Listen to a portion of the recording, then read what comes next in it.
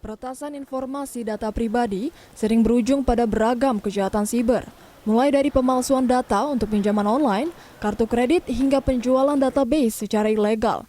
Dampak yang ditimbulkan beragam, mulai dari dampak ringan seperti pesan singkat spam berupa iklan produk, hingga dampak serius seperti kiriman virus, peretasan informasi penting, pencemaran nama baik, bahkan penipuan yang dapat menimbulkan kerugian waktu dan biaya yang besar. Oleh karena itu, masyarakat perlu diedukasi tentang pentingnya pengamanan data pribadi. Paling kalau dari saya sendiri, saya nggak pernah ngasih data kayak KTP atau nomor telepon ke orang yang nggak dikenal gitu, kecuali ke lembaga-lembaga terpercaya gitu sih. Kalau menurut saya pribadi sih, ya lebih diproteksi aja lagi Mbak, mengenai keamanan HP kayak WhatsApp, kayak data-data pribadi kita di HP kan, jadi lebih kayak sandi gitu, lebih diproteksi lagi. Paling sih aku nggak kesembarangan orang ya kalau nyari ngasih data, soalnya itu kan kayak privasi aku banget, kayak semua tentang aku, diri aku, pribadi aku nggak bakal aku kasih. Meski beragam cara telah dilakukan seperti tidak sembarangan memberikan data diri ke orang lain, namun ternyata itu saja tidak cukup. Perlu ditingkatkan security awareness ataupun kewaspadaan, dan yang paling penting perkaya diri dengan literasi digital. Menurut pakar keamanan siber Pratama Persada, upaya pengamanan data pribadi dapat dilakukan semua pihak.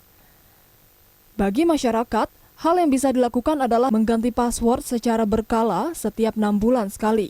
Password minimal 8 karakter dengan kombinasi huruf kapital, angka, dan simbol agar tidak mudah diterka orang lain. Usahakan tidak memakai password yang sama untuk banyak akun. Jika khawatir lupa password, maka bisa menggunakan aplikasi password manager. Jangan lupa terus meningkatkan kewaspadaan dengan tidak sembarangan membuka link dari sumber tidak terpercaya atau menggunakan wifi gratis yang berpotensi meretas perangkat HP atau laptop. Bagi pihak perusahaan seperti platform e-commerce atau perusahaan yang menghimpun data pelanggan, langkah antisipasi yang dapat dilakukan yaitu memprioritaskan cyber security atau keamanan siber. Perkuat sistem menggunakan teknologi terkini, upgrade SDM dengan melakukan sertifikasi pekerja IT terkait kejahatan siber. Sistem kebijakan perusahaan juga perlu lebih ditegaskan lagi terkait keamanan siber.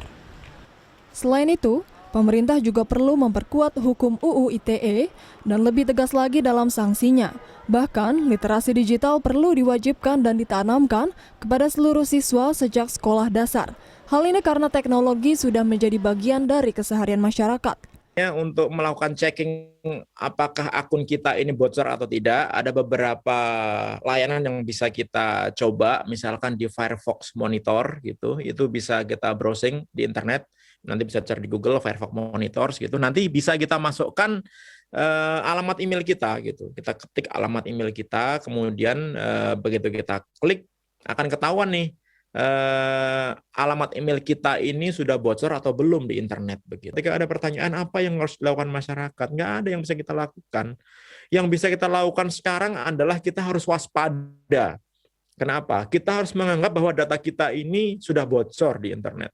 Oleh karena itu kita harus benar-benar hati-hati ketika ada tawaran-tawaran, ketika ada telepon, ketika ada SMS gitu, yang memberikan penawaran-penawaran agak nggak logis kepada kita, begitu, kita harus menganggap bahwa ini adalah mungkin penipuan, begitu.